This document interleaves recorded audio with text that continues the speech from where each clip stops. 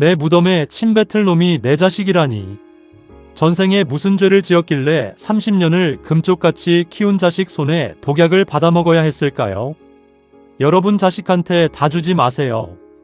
내 몸 하나 뉘일 방 한 칸도 남기지 않으면 그때는 이미 늦은 겁니다. 30년을 키웠습니다. 등짐을 지고 뼈가 녹는 줄도 모르고 키웠지요. 그런데 그 자식이 제 손으로 제게 독을 먹이네요. 아들아, 약이 참 달구나. 이제 내가 내게 줄 차례다. 진짜 아버지가 누구인지 너는 죽어서도 모를 거다. 지금부터 제가 겪은 이 소름 끼치는 이야기를 시작하려 합니다. 끝까지 들어보시면 여러분의 인생도 다시 보게 될 겁니다. 방 안에는 매캐한 한약 냄새가 진동을 했어요. 아들이 직접 다렸다며 가져온 탕약이 찻잔 속에서 검게 일렁이고 있었지요. 준호는 평소처럼 사람 좋은 미소를 지으며 내 곁으로 다가왔어요. 흰 의사 가운을 입은 그 깨끗한 손으로 내 등을 받쳐주더군요. 그 손길이 참 따뜻해서 한때는 내 전부라고 믿었던 시절이 있었지요. 약사발을 입가에 대자 씁쓸한 향이 코끝을 찔렀어요. 그런데 이상하게도 혀끝에 닿는 맛은 비릿하고 서늘했어요. 약사발을 내려놓으며 아들의 얼굴을 가만히 쳐다봤어요. 준호의 눈동자가 아주 미세하게 흔들리는 것을 나는 놓치지 않았지요. 아들아, 약이 참 달구나. 내 말에 아들은 당황한 듯 헛기침을 하며 창문을 열더군요. 덜컹거리는 창문 틈으로 차가운 겨울바람이 훅 끼어들어왔어요. 가슴 한구석이 얼음장처럼 차가워졌지만 나는 그저 허허거리며 웃어 보였어요. 아직은 때가 아니었으니까요. 잠시 침묵이 흘렀어요. 서랍 속에 넣어둔 낡은 지게 멜빵이 생각났어요. 30년 전 부산 자갈치 시장에서 그 지게를 지고 하루에도 수십 번씩 고등어 짝을 날랐지요. 어깨 죽지가 피떡이 되고 무릎 연골이 다 닳아 없어져도 나는 행복했어요. 지게 멜빵이 어깨를 파고들 때마다 나는 속으로 다짐했거든요. 내 자식만큼은 이런 흙먼지 구덩이에서 살게 하지 않겠다. 준호가 의사 가운을 처음 입던 날 나는 남몰래 시장 구석에서 소주 한 잔을 마시며 울었어요. 내 인생의 모든 고통이 그 하얀 옷 한 벌로 보상받는 기분이었지요. 하지만 그 하얀 가운이 이제는 나를 죽이는 수위가 되려 하네요. 사흘 전이었어요. 밤늦게 화장실을 가려다 거실에서 들려오는 낮은 목소리에 발길을 멈췄지요. 준호와 며느리가 식탁에 마주 앉아 작은 목소리로 수군거리고 있었어요. 아버님, 이제 한 달도 힘들 것 같아. 준호의 목소리는 의사로서 환자의 상태를 말하듯 건조했어요. 며느리는 그 말을 듣고 입가에 미소를 띠며 상속세 계산기를 두드리고 있었지요. 땅이랑 건물명에 빨리 넘겨받아야 하는데 영감탱이가 고집이 세서 큰일이야. 그 말을 듣는 순간 심장이 멎는 것 같았어요. 손끝이 파들파들 떨리고 눈앞이 캄캄해졌지요. 내가 평생을 바쳐 일궈온 것들이 그들에게는 그저 빨리 해치워야 할 고깃덩어리에 불과했다는 사실이 나를 갈갈이 찢어놓았어요. 가슴이 먹먹해졌지요. 나는 벽을 짚고 겨우 방으로 돌아와 어둠 속에 앉아 있었어요. 창밖에는 차가운 달빛만 방 안을 비추고 있었지요. 배신감보다 무서운 건 내가 그토록 사랑했던 자식이 괴물이 되어버렸다는 사실이었어요. 다음날 아침 나는 거울 앞에서 한참 동안 내 얼굴을 들여다봤어요. 검버섯이 핀 얼굴과 푹 패인 눈꼴이 참으로 비참해 보이더군요. 하지만 그때 결심했어요. 이대로 당하고만 있지는 않겠다고 말이죠. 나는 그때부터 밥을 흘리고 했던 말을 또 하는 노망난 늙은이 신용을 하기 시작했어요. 준호는 내가 숟가락을 떨어뜨릴 때마다 안쓰러운 표정을 지었지만 그 눈 밑에는 탐욕의 빛이 서려 있었지요. 아버님, 정신 좀 차려보세요. 아들의 가짜 걱정이 내 귀에는 저승사자의 노랫소리처럼 들렸어요.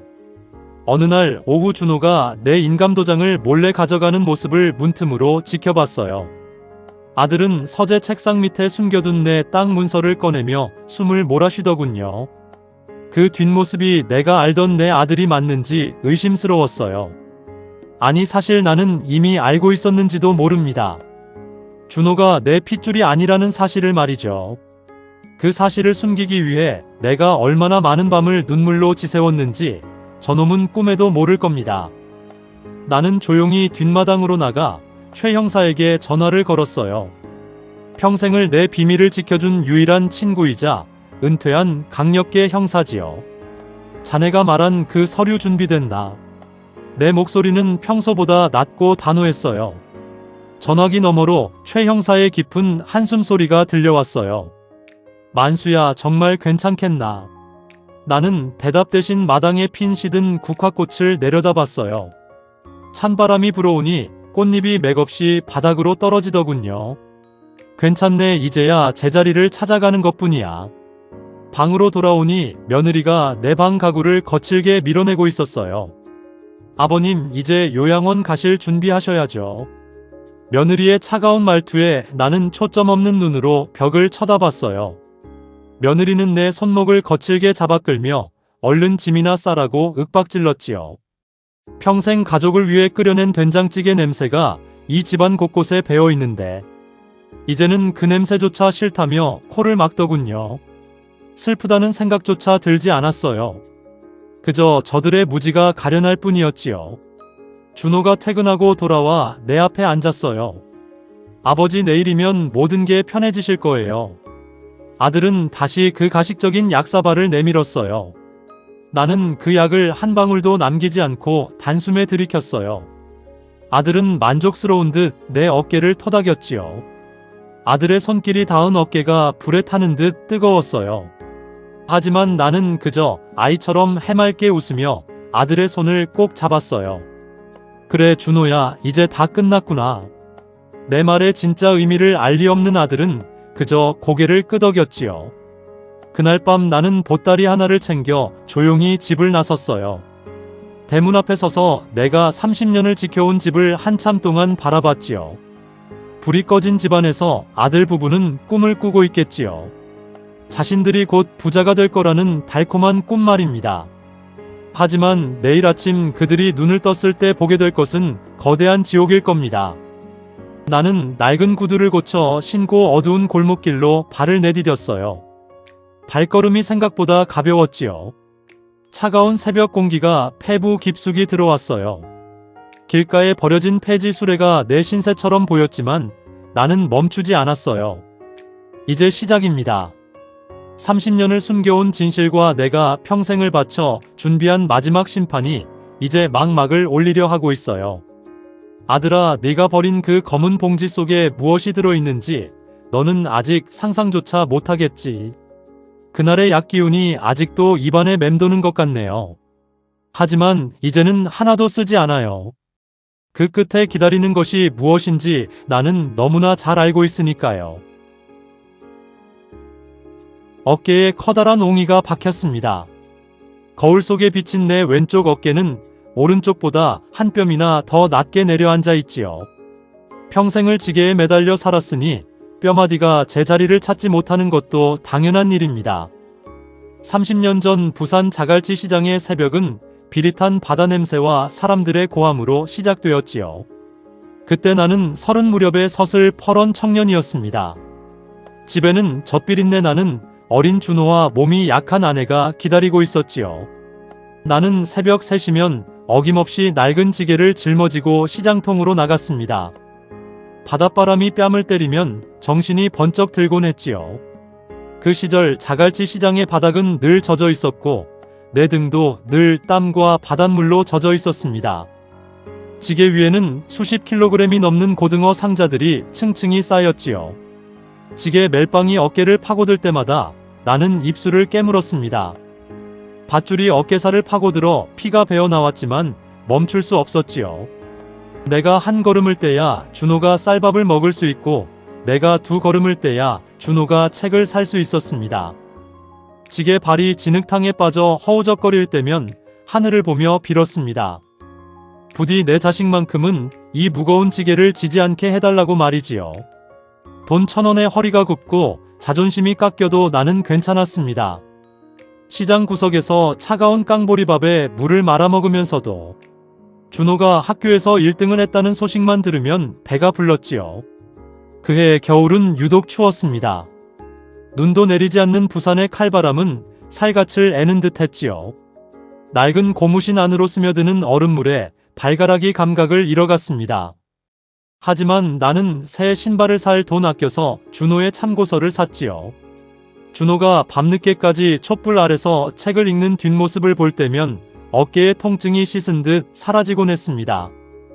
아들아, 힘들어도 조금만 참아라. 애비가 이 지게로 너를 세상에서 가장 높은 곳까지 올려다 주마. 혼잣말을 중얼거리며 나는 다시 무거운 짐을 짊어졌습니다. 시장 사람들은 나를 박씨라 부르지 않고 지게꾼이라 불렀지만 나는 그 소리가 참 좋았습니다. 내가 짊어진 것은 짐이 아니라 내 자식의 미래였으니까요. 시간은 흘러 준호가 의대에 합격했다는 소식을 듣던 날 나는 시장 복판에서 지게를 내던지고 춤을 췄습니다. 동료 지게꾼들이 막걸리 한 사발을 건네며 부럽다고 말할 때 나는 세상 모든 것을 가진 기분이었지요. 준호가 처음으로 하얀 의사 가운을 입고 내 앞에 섰을 때 그 눈부신 모습에 차마 눈을 맞추지 못했습니다. 내 손은 생선 비린내와 굳은 살로 엉망이었지만 준호의 손은 희고 고왔지요. 그 고운 손으로 사람을 살리는 의사가 되었으니 내 평생의 한은 그것으로 다 풀린 줄 알았습니다. 지게 멜빵에 짓눌려 평생을 고생한 보람이 여기에 있구나 싶어 가슴이 벅차올랐지요. 그런데 지금 내 앞에 있는 준호는 내가 알던 그 아들이 아닙니다. 의사 가운을 입고 고결한 척 웃고 있지만 그 속에는 시커먼 욕심이 가득 차 있지요. 아버님, 이제 요양원 가셔야죠. 며느리의 차가운 말에 준호는 그저 고개를 끄덕였습니다. 평생을 지게질로 일궈낸 이 집과 땅을 마치 제 것인 양 나누며 웃는 두 사람의 모습이 거울처럼 투명하게 보였습니다. 며느리는 내가 쓰던 낡은 지게 멜빵을 보고 질색을 하며 쓰레기통에 처박더군요. 아버님, 이런 더러운 건 왜 아직도 가지고 계세요? 며느리의 한마디가 지게 멜빵보다 더 아프게 어깨를 짓눌렀습니다. 준호야, 너는 기억하니? 내가 고열에 시달리던 밤 병원비가 없어 내가 빗속을 달려 지게를 지고 밤새 일했던 그날을 말이다. 내 등록금을 마련하기 위해 내가 사흘 밤낮을 잠 한숨 자지 않고 짐을 날랐던 그 세월을 너는 다 잊은 게냐? 아들의 매끄러운 얼굴을 보며 나는 말없이 소주 한 잔을 삼켰습니다. 독한 술 기운이 목을 타고 내려가며 가슴속의 울화를 건드렸지요.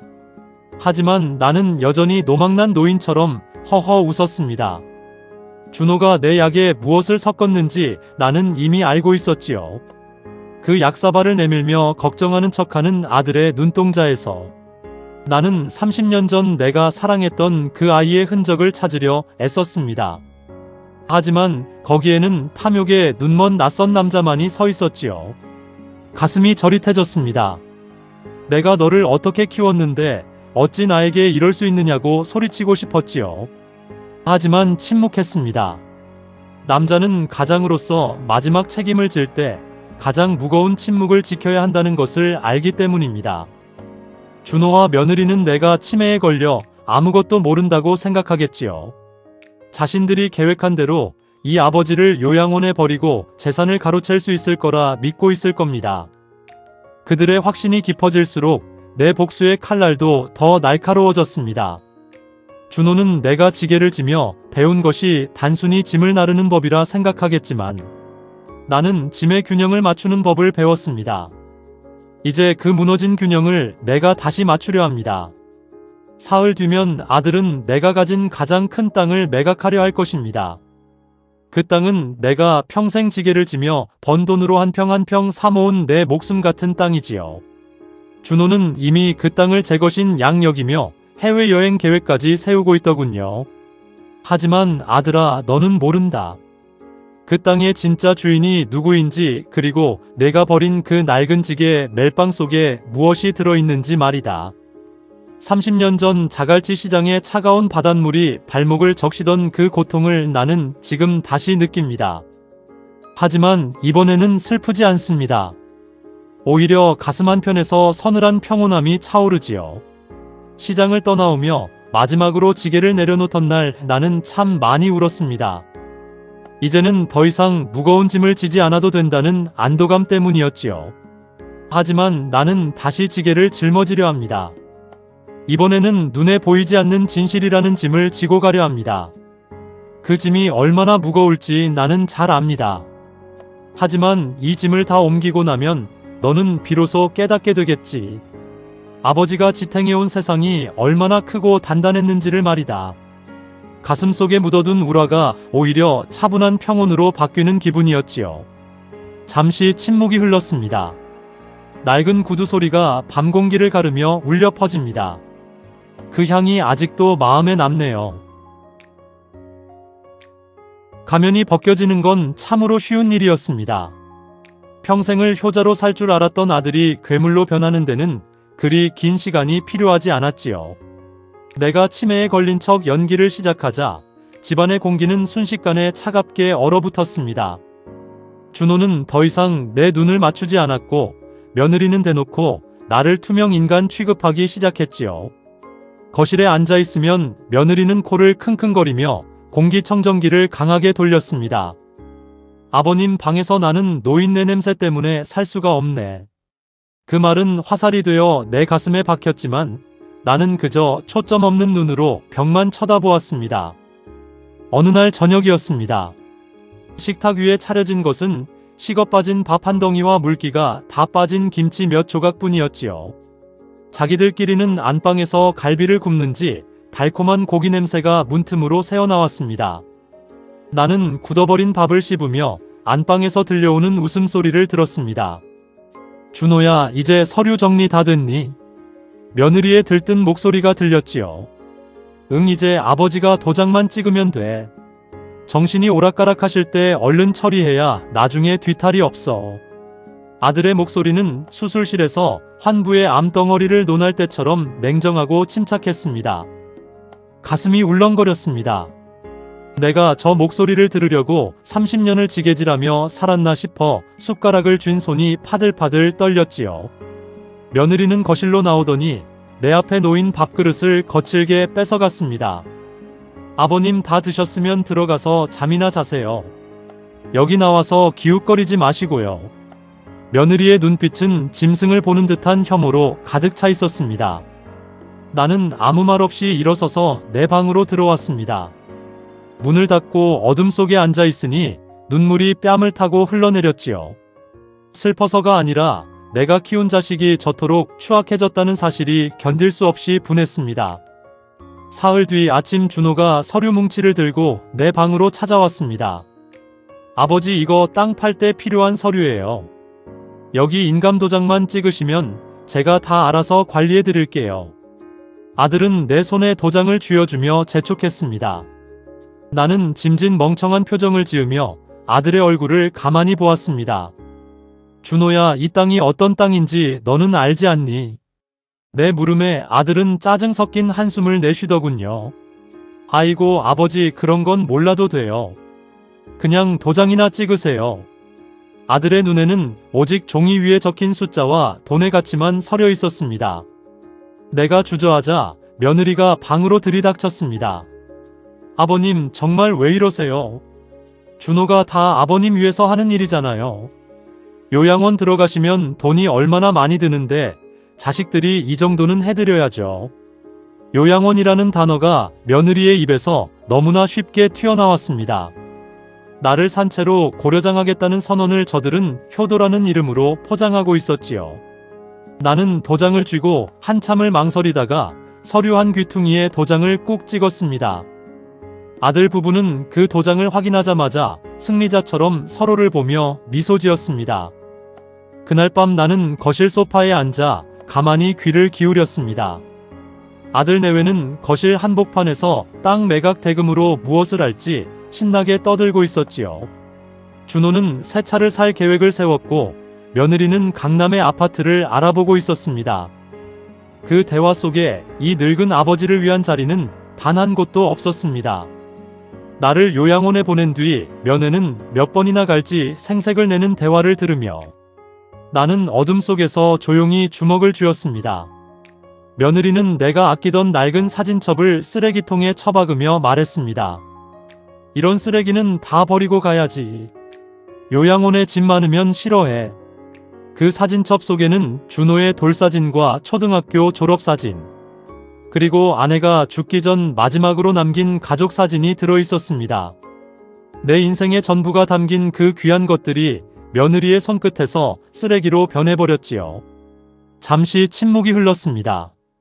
가슴속에서 뜨거운 것이 울컥 치밀어 올랐지만 나는 다시 한번 말을 삼켰습니다. 가장의 무게는 침묵으로 증명하는 법이라며 스스로를 다독였지요. 하지만 그 침묵은 용서가 아니었습니다. 더 큰 폭풍을 부르기 위한 고요였을 뿐이지요. 준호야, 너는 내가 똑똑하다고 생각하겠지. 이 늙은 아비의 눈을 속이고 평생의 결실을 가로챘다고 믿고 있겠지. 하지만 너는 하나만 알고 둘은 모른다. 지게꾼으로 30년을 산 사람은 짐의 무게만 아는 게 아니라 짐을 부려야 할 때를 누구보다 잘 아는 법이다. 내가 가진 그 서류가 내 인생의 축복이 될지 파멸의 시작이 될지 너는 곧 알게 될 거다. 나는 어둠 속에서 최 형사가 보내준 서류를 다시 한번 확인했습니다. 거기에는 준호가 결코 알아서는 안 될, 그리고 내가 끝까지 지키려 했던 기막힌 진실이 담겨 있었지요. 방 안의 공기는 여전히 차가웠고 부엌에선 며느리가 그릇을 씻는 신경질적인 소리가 들려왔습니다. 나를 유령 취급하며 제멋대로 집안을 휘젓는 그들의 뒷모습을 보며 나는 차가운 미소를 지었습니다. 이제 이 집에서 나갈 사람은 내가 아니라 바로 너희들이라는 것을 너희는 꿈에도 모르겠지. 평생을 가족이라는 이름으로 참아온 인내가 이제는 가장 차가운 칼날이 되어 그들의 목전을 향하고 있었습니다. 밤 공기가 창문 틈으로 들어와 뺨을 스쳤습니다. 그날 밤 식탁 밑에 떨어진 밥알은 아직도 식지 않은 채 굴러다니는 것만 같습니다. 배신당한 마음보다 더 아픈 건 내가 준 사랑이 이렇게 변질되었다는 사실이었습니다. 하지만 괜찮습니다. 이제는 슬퍼할 시간도 아깝지요. 마지막 남은 힘을 모아 무너진 천륜을 바로잡으려 합니다. 그 향이 아직도 마음에 남네요. 내 집에서 내 발로 나가는 기분이 참으로 묘했습니다. 30년 전 이 집을 처음 사던 날 대들보를 만지며 흘렸던 눈물이 엊그제 같은데 말이지요. 아들은 내가 지켜보는 앞에서 의사라는 지위를 이용해 가짜 치매 진단서를 내밀었습니다. 아버지, 이제는 정말 한계예요. 요양원에 가시는 게 서로를 위한 길입니다. 아들의 목소리는 떨림 하나 없이 단호했지요. 나는 그저 멍한 표정으로 벽면의 시계만 쳐다보았습니다. 아들아, 네가 내 가슴에 박은 그 가짜 진단서가 나중에는 내 목을 죄는 밧줄이 될 거라는 걸 너는 꿈에도 모르겠지. 짐은 간단했습니다. 며느리가 쓰레기통에 처박았던 낡은 지게, 멜빵과 아내의 영정사진, 그리고 평생의 일기가 담긴 수첩 하나가 전부였지요. 며느리는 내가 짐을 싸는 내내 거실에서 팔짱을 끼고 감시하듯 서 있었습니다. 아버님, 거기 들어갈 때 그런 지저분한 것들은 가져가면 안 돼요. 가서 새 옷 사드릴 테니 낡은 것들은 두고 가세요. 며느리의 말은 가식적이다 못해 서늘했습니다. 나는 대답 대신 멜빵을 보따리 깊숙한 곳에 숨겼습니다.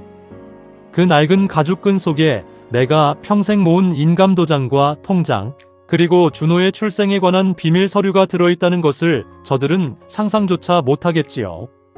대문을 나서기 전 나는 거실 한복판에 서서 집안을 한 바퀴 둘러보았습니다.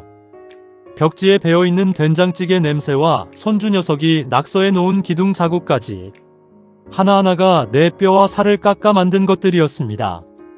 준호는 현관문을 열어주며 어서 가시라고 재촉하더군요.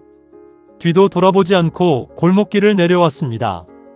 새벽 공기가 가슴을 찌르듯 차가웠지만 이상하게도 발걸음은 깃털처럼 가벼웠지요. 이제야 비로소 가장이라는 무거운 짐을 잠시 내려놓은 기분이었습니다. 골목 끝 전신주 아래에서 최 형사가 검은 차를 세워두고 기다리고 있었습니다. 만수야, 정말 이 방법밖에 없겠냐? 친구의 목소리에 걱정이 가득했지요. 나는 말없이 최 형사의 차에 올라탔습니다. 그래, 저들이 나를 죽었다고 믿어야 진짜 심판이 시작되는 법이니까. 차창 밖으로 멀어지는 집을 보며 나는 주머니 속에 휴대폰을 꺼냈습니다. 화면에는 아들이 내 땅을 매각하기 위해 부동산과 통화한 내역이 고스란히 녹음되어 있었지요. 아들아, 네가 탐내는 그 땅은 단순히 돈이 아니다. 그건 네 어미와 내가 너를 위해 흘린 피눈물이다. 우리가 도착한 곳은 도시 외곽의 낡은 단칸방이었습니다. 준호는 내가 화려한 요양원에 간 줄 알겠지만 나는 이곳에서 저들의 파멸을 지켜볼 참입니다.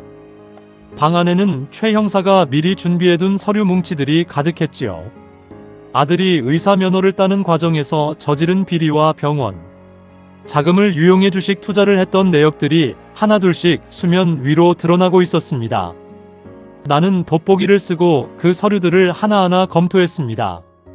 평생 지게질만 하느라 글자가 서툴렀지만 내 자식을 무너뜨릴 칼날을 가는데 그게 무슨 상관이겠습니까? 사흘 뒤면 아들이 내 인감도장으로 땅을 매각하는 잔금날입니다. 준호와 며느리는 지금쯤 축배를 들고 있겠지요. 하지만 그 땅은 이미 국가 수용 예정지로 묶여 거래 자체가 법적으로 무효가 되도록 조치를 취해두었습니다.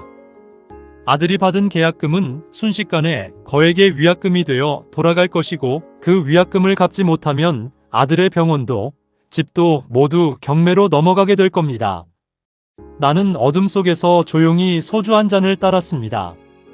아들아, 애비가 가르쳐주지 못한 인생의 쓴맛을 이제야 제대로 보겠구나. 가슴 한구석이 아릿해졌습니다. 미워도 내 자식이라 믿고 싶었던 마음이 마지막까지 나를 흔들었지요. 하지만 약사발에 독을 섞던 아들의 눈빛을 떠올리면 다시금 정신이 번쩍 들었습니다. 용서는 사람이 하는 것이지만 심판은 하늘이 하는 법이지요. 나는 그 심판의 도구가 되기로 했습니다. 며느리가 버린 낡은 사진첩을 다시 꺼내보았습니다. 준호의 돌잔치 때 내가 지게를 지고 번 돈으로 사준 금반지가 반짝이던 사진이더군요. 그 순수했던 아이가 어쩌다 괴물이 되었을까요? 잠시 침묵이 흘렀습니다. 방 안의 낡은 시계추 소리가 내 심장 소리처럼 크게 울려 퍼졌습니다. 다음날 아침, 나는 최 형사와 함께 법무법인으로 향했습니다. 내 전 재산을 사회에 환원하고 아들에게는 단 한 푼의 유산도 남기지 않겠다는 유언장을 작성하기 위해서였지요. 변호사는 내 단호한 태도에 놀란 듯 했습니다. 어르신, 정말 괜찮으시겠습니까? 나는 허허 웃으며 대답했습니다. 짐은 부려야 할 때 부려야 어깨가 안 상하는 법이지요. 이제 준비는 끝났습니다. 아들이 승리의 미소를 지으며 잔금을 확인하는 그 순간 나는 저들의 눈앞에 가장 정정한 모습으로 나타날 것입니다. 내가 노망난 노인이 아니라 자신의 생사탈퇴권을 쥐고 있는 주인이라는 사실을 똑똑히 보여줄 겁니다. 배신당한 아픔은 이제 복수라는 연료가 되어 내 몸속을 뜨겁게 달구고 있었습니다. 새벽바람이 창문을 탁탁 때리며 지나갔습니다. 무너진 천륜을 바로잡는 일은 뼈를 깎는 고통이었지만 누군가는 반드시 해야 할 일이었습니다. 아들에게 다 퍼주고 빈털터리가 되어 길거리에 낳는 부모들의 눈물을 내가 대신 닦아주려 합니다. 그날 밤 내가 머물던 작은 방의 전등은 밤새 꺼지지 않았습니다. 내일이면 세상이 뒤집힐 거라는 예감이 들었지요. 가슴속에 묻어둔 우라가 오히려 차분한 평온으로 바뀌는 기분이었지요. 그 향이 아직도 마음에 남네요. 짐작은 하고 있었습니다. 하지만 종이 위에 박힌 서늘한 글자를 마주하는 것은 전혀 다른 무게의 일이더군요. 최 형사가 건넨 봉투 안에는 낡은 병원 기록과 유전자 검사 결과지가 들어있었습니다. 불일치. 그 세 글자가 내 30년 세월을 단숨에 부인해버렸습니다. 손끝이 차갑게 식어갔습니다. 30년 전 사고로 일찍 떠난 아내가 병원에서 준호를 안고 돌아왔을 때 사실 나는 알고 있었지요. 내 피를 이어받은 아이가 아니라는 것을요. 하지만 나는 그 사실을 무덤까지 가져가려 했습니다. 지게질을 하며 번 돈으로 그 아이의 기저귀를 갈고 분유를 먹일 때 나는 이미 그 아이의 진짜 아버지가 되기로 맹세했으니까요. 단칸방의 낡은 형광등이 지직거리며 깜빡였습니다. 먼지 쌓인 서류 뭉치를 뒤적이는데 쿰쿰한 종이 냄새가 코끝을 찔렀습니다. 준호가 운영하는 병원의 회계 장부와 리베이트 내역들이 쏟아져 나왔습니다. 의사 가운을 입고 고결한 척하던 내 아들은 뒤에서 제약회사 돈을 챙기고 병원 공금을 빼돌려 주식 도박을 일삼고 있었지요. 아들아, 네가 내 약발에 독을 섞은 이유가 고작 이 빚더미를 감추기 위해서였느냐. 가슴 한 구석이 텅 빈 것처럼 허허로워졌습니다. 내가 지게를 지며 뼈를 깎아 만든 그 하얀 가운이 이런 구정물에 절어 있었다니 믿고 싶지 않았습니다. 잠시 침묵이 흘렀습니다. 시계추 소리가 유난히 크게 들리는 밤이었습니다. 나는 최 형사가 조사해온 준호의 친부 소식을 들었습니다. 노름판을 전전하다 이름 없이 죽어간 남자였다더군요. 준호의 피 속에 흐르는 그 지독한 탐욕이 어디서 왔는지 이제야 알 것 같았습니다. 하지만 피보다 무서운 게 정이라고 믿었습니다. 내가 쏟아부은 30년의 정이 그 추악한 본성을 이겨낼 줄 알았습니다. 그건 나의 오만이었고 나의 어리석음이었지요. 나는 돋보기를 고쳐 쓰고 아들의 비리 증거들을 하나하나 정리했습니다. 이 서류들이 내일이면 아들의 목을 겨누는 칼날이 될 것입니다. 다음날 새벽 나는 아들이 매각하려던 땅 근처 부동산을 조용히 방문했습니다. 아들은 이미 계약금을 받아 챙기고 잔금 날만 기다리며 흥청망청 돈을 쓰고 있더군요. 며느리는 벌써부터 명품 가방을 사들고 동네방네 자랑을 하고 다닌다는 소문이 들렸습니다. 그들이 내 치매를 비웃으며 승리의 축배를 들고 있을 때 나는 조용히 덫을 놓았습니다.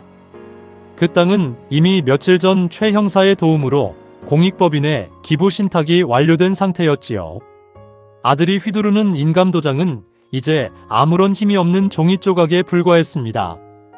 아들아, 애비가 가르쳐주지 못한 법의 엄중함을 이제 내가 온몸으로 배우게 될 거다.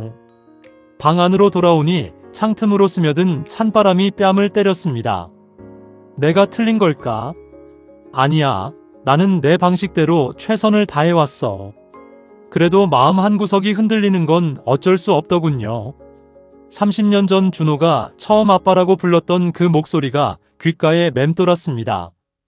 하지만 그 환청을 지워버렸습니다. 나를 요양원에 버리고 독을 먹이려던 그 차가운 눈빛을 떠올리며 마음을 다잡았지요. 이제 남은 것은 마지막 심판뿐입니다. 나는 낡은 수첩에 마지막 일기를 적었습니다. 오늘로 박만수의 아들 준호는 죽었다. 이제 남은 건 죄를 지은 한 사내와 그를 심판할 노인뿐이다. 최 형사가 전화로 마지막 확인을 해왔습니다. 만수야, 내일이면 돌이킬 수 없다. 정말 괜찮겠냐? 나는 대답 대신 창밖의 어둠을 응시했습니다. 괜찮네. 짐은 부려야 할 때 부려야 하는 법이지. 내 목소리는 차분했고 떨림 하나 없었습니다. 평생 무거운 지게를 지며 균형을 잡는 법을 배웠습니다. 한쪽으로 기울어진 천륜의 저울을 이제는 바로잡아야 할 시간이었지요. 아들이 탐내던 그 30억의 유산은 이제 그를 파멸로 이끄는 독배가 될 것입니다. 가슴속에 묻어둔 울화가 오히려 차분한 평온으로 바뀌는 기분이었지요. 밤은 깊어가고 단칸방의 공기는 갈수록 서늘해졌습니다. 나는 며느리가 버렸던 그 낡은 지게 멜빵을 다시 한번 손으로 쓸어보았습니다. 가죽이 다해진 이 멜빵이 차라리 그 화려한 의사 가운보다 훨씬 정직했다는 생각이 들더군요. 내일 아침 해가 뜨면 나는 가장 당당한 모습으로 아들 앞에 설 것입니다. 그들이 노망난 노인이라 비웃던 이 늙은 사부가 얼마나 무서운 진실을 쥐고 있는지 똑똑히 보여줄 겁니다. 배신당한 아픔은 이제 복수라는 연료가 되어 내 몸속을 뜨겁게 달구고 있었습니다. 문득 아내의 영정 사진이 보였습니다. 당신도 하늘에서 보고 있겠지. 내가 이 아이를 어떻게 키웠는지 당신은 알 테지. 하지만 당신이 지키려 했던 그 아이는 이미 세상에 없어. 내가 이제 그 마침표를 찍으려 하오. 눈물이 맺혔지만 닦지 않았습니다. 이 눈물은 슬픔이 아니라 30년 헛된 세월에 대한 장례식이었으니까요. 방 안의 낡은 시계가 정각을 알리며 무겁게 울렸습니다. 내일은 모든 위선이 벗겨지고 진실이 홀로 서는 날이 될 것입니다. 그 향이 아직도 마음에 남네요. 인생의 마지막 짐을 부리는 날은 생각보다 평온했습니다. 잔금날 아침, 나는 최 형사와 함께 아들이 기다리고 있는 강남의 한 법무법인 사무실로 향했지요. 문을 열고 들어가니 준호와 며느리가 비싼 양복과 보석으로 치장한 채 거만하게 앉아있더군요. 내가 노망난 노인네처럼 보따리를 끌고 들어가자 며느리는 인상을 쓰며 코를 막았습니다. 아버님, 여긴 왜 오셨어요? 그냥 요양원에 계시지 그러셨어요. 준호는 귀찮다는 듯 서류를 내밀며 빨리 도장이나 찍으라고 재촉했습니다. 나는 아무 말 없이 아들의 얼굴을 보았습니다. 30억이라는 돈에 눈이 멀어 제 아비에게 독을 먹이려던 그 눈동자를 말이지요. 나는 품 안에서 도장이 아닌 유전자 검사 결과지와 최 형사가 모은 비리, 서류 뭉치를 꺼내 탁자 위에 던졌습니다. 아들의 얼굴이 순식간에 흑빛으로 변하더군요. 이게 뭐예요? 아들의 목소리가 파들파들 떨리기 시작했습니다. 나는 처음으로 허리를 꼿꼿이 펴고 아들의 눈을 똑바로 쳐다보았습니다. 아들아, 약이 참 달더구나. 내 한마디에 준호의 손에 쥐어있던 펜이 바닥으로 굴러떨어졌습니다. 잠시 침묵이 흘렀습니다. 며느리는 당황해서 서류를 훑어보더니 비명을 지르더군요. 당신 이거 다 사실이야. 아들은 아무 대답도 하지 못한 채 입술만 달달 떨었습니다. 나는 최 형사가 미리 준비한 변호사를 통해 선언했습니다. 이 땅은 이미 사흘 전 국가장학재단에 기부 신탁이 완료되었다. 아들이 받은 계약금은 이제 거액의 위약금이 되어 내 목을 죄게 될 것이다. 그리고 네가 병원에서 저지른 비리 서류들은 지금 막 검찰청으로 발송되었다. 준호는 내 발치에 무릎을 꿇고 울부짖었습니다. 아버지, 한 번만 살려주세요. 제가 잘못했어요. 그 추악한 눈물을 보며 나는 가슴속 깊은 곳에서 서늘한 바람이 부는 것을 느꼈습니다. 며느리는 내 바짓가랑이를 붙잡으며 살려달라고 애원하더군요. 아버님, 저희가 모실게요. 제발 취소해주세요. 나는 그 손을 차갑게 뿌리쳤습니다. 내가 너희에게 준 건 사랑이었지만 너희가 나에게 준 건 독약이었다. 이제 그 독약을 너희가 직접 마실 차례다. 나는 며느리가 쓰레기통에 버렸던 그 낡은 지게 멜빵을 다시 어깨에 맸습니다. 가죽이 해진 그 멜빵이 비단 옷보다 훨씬 더 고귀하게 느껴졌지요. 법무법인 건물을 걸어 나오는데 햇살이 눈부시게 쏟아졌습니다. 뒤에서 아들과 며느리가 절규하는 소리가 들려왔지만 나는 단 한 번도 뒤를 돌아보지 않았습니다. 가장의 무게는 지키는 것이 아니라 부려야 할 때를 아는 것이라는 깨달음이 온몸을 감쌌습니다. 최 형사가 차문을 열어주며 고생했다고 말하더군요. 나는 허허 웃으며 대답했습니다. 이제야 어깨가 좀 가볍네. 친구의 손을 잡으니 30년 묵은 체증이 내려가는 기분이었습니다. 우리는 곧장 내가 평생 일했던 자갈치 시장으로 향했습니다. 바다 냄새가 코끝을 스치니 비로소 고향에 온 것 같았지요. 나는 그곳에서 평생 지게질을 하며 번 나머지 돈을 모두 시장 상인들의 자녀를 위한 장학금으로 내놓았습니다. 내 이름이 아닌 지게꾼 박씨라는 이름으로 말이지요. 상인들이 내 손을 잡으며 눈물을 흘릴 때 나는 30억보다 더 큰 보상을 받은 기분이었습니다. 평생 고생만 한 이 몸뚱이가 마지막에 이렇게 쓰일 수 있어 참으로 다행이라는 생각이 들었지요. 잠시 침묵이 흘렀습니다. 시장 구석 낡은 평상에 앉아 소주 한 잔을 따랐습니다. 안주는 짭조름한 바닷바람이면 충분했지요. 나는 카메라를 응시하듯 허공을 보며 말했습니다. 여러분, 자식에게 모든 것을 걸지 마세요. 내 뼈를 깎아 자식을 키우는 게 부모 마음이라지만 그 끝에 남는 것이 배신이라면 그건 자식을 망치는 길입니다. 나 자신을 먼저 사랑하세요. 내가 바로 서야 자식도 바로 서는 법입니다. 내 무덤에 침 뱉을 놈을 키우지 말고 나를 존경할 인간을 키우십시오. 해는 서서히 저물어 바다를 붉게 물들이고 있었습니다. 내 인생의 황혼도 저 노을처럼 아름답게 저물어가고 있었지요. 아들은 법의 심판을 받게 될 것이고 며느리는 자신이 탐내던 화려한 집에서 쫓겨나게 될 것입니다. 하지만 나는 이제 그들의 소식에 흔들리지 않습니다. 나는 내 인생의 진정한 주인이 되었으니까요. 낡은 구두 소리가 정겹게 들렸습니다. 발걸음마다 30년 지게질의 무게가 씻겨나가는 것 같았지요. 가슴속에 묻어둔 우라가 오히려 차분한 평온으로 바뀌는 기분이었습니다. 나는 다시 지게 멜빵을 고쳐 메고 노을 속으로 걸어갔습니다. 이제 남은 생은 오로지 나를 위해 살려 합니다. 누구의 아버지도 누구의 지게꾼도 아닌 그저 박만수라는 한 남자로 말이지요. 바람이 불어와 흰머리를 쓰다듬고 지나갔습니다. 슬프지 않았습니다. 오히려 입가에 옅은 미소가 번졌지요. 이 영상이 여러분의 가슴에 작은 울림이 되었다면 그것으로 족합니다. 부디 저처럼 뒤늦게 깨닫지 마시고 지금 당장 여러분의 인생을 사십시오. 그날 밤 시장통 식당에서 끓이던 된장찌개 냄새가 아직도 코끝에 맴도는 것 같습니다. 평생 가족을 위해 끓여낸 그 진한 국물 냄새처럼 내 인생도 이제야 제맛을 찾은 기분이네요. 구부정했던 허리가 펴지고 무거웠던 마음이 솜사탕처럼 가벼워졌습니다. 이제는 하나도 억울하지 않습니다. 그 끝에 기다리는 것이 진정한 자유임을 나는 너무나 잘 알고 있으니까요. 그 향이 아직도 마음에 남네요.